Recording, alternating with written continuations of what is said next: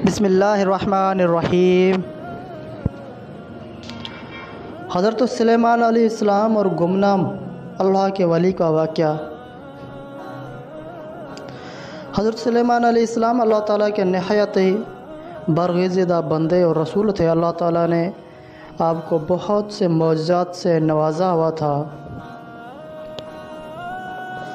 جس میں ہواؤں پر حکومت، سمندروں پر حکومت، انسانوں پر حکومت، اور یہاں تک کہ آپ کو جنات پر بھی حکومت دی گئی تھی۔ بیان کیا گیا ہے کہ حضرت سلیمان علیہ السلام آسمان و زمین کے درمیان ہوا میں اڑا کرتے تھے۔ چنانچہ ایک دن جب کسی گہرے سمندر میں ان کا گزر ہوا تو دریا میں ہولناک موجیں اٹھیں۔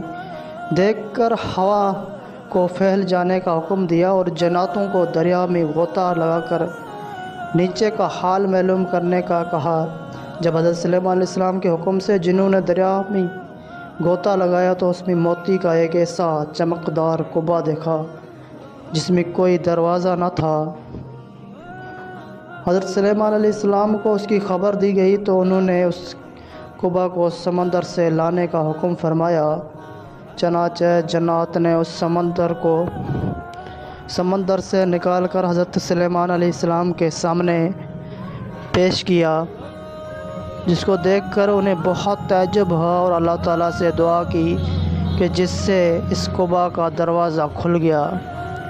تو حضرت سلیمان علیہ السلام نے دیکھا کہ اس میں ایک نوجوان تبارک و تعالیٰ کے سامنے، اللہ تبارک و تعالیٰ کے سامنے سجدے میں ہے۔ تو حضرت سلیمان علیہ السلام نے اس سے دریافت کیا کہ تم فرشتے ہو یا جن؟ تو اس نوجوان نے جواب دیا کہ میں انسان کی جنس ہوں۔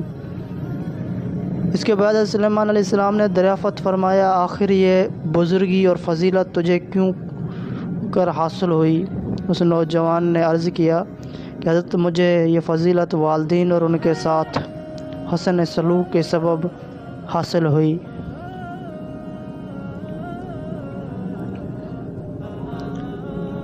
میں اپنی ضعیف والدہ کو اپنی پشت پر لادے رہتا تھا اور ان کی دعا تھی کہ اے میرے معبود تو اس کو سعادت عطا فرما کہ میرے مرنے کے بعد اس کا مقام ایسی جگہ میں متعین فرما جو نہ آسمان میں ہو نہ زمین میں۔ چنانچہ والدہ ماجدہ کے انتقال کے بعد جب میں ایک دریا کے کنارے گھوم رہا تھا تو میں نے سفید موتی کا ایک کعبہ دیکھا۔ جب میں اس کے پاس پہنچا تو اس کا دروازہ کھل گیا اور میں اندر داخل ہونے کے بعد قدرت الہی سے خود بند ہو گیا۔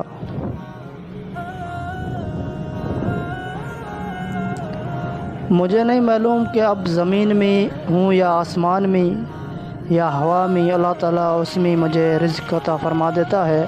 حضرت سلیمان علیہ السلام نے دریافت کیا، آخر اس میں تجھے روزی کس طرح حاصل ہوتی ہے؟ اس نے کہا، جب بھوکا ہوتا ہوں تو پتھر سے ایک درخت پیدا ہوتا ہے اور اس درخت سے پھل جس میں دودھ سے زیادہ سفید، شہد سے زیادہ میٹھا اور برف سے زیادہ ٹھنڈا پانی نکلتا ہے، اور جب میں سیراب ہو جاتا ہوں تو خود ہی وہ درخت غائب ہو جاتا ہے۔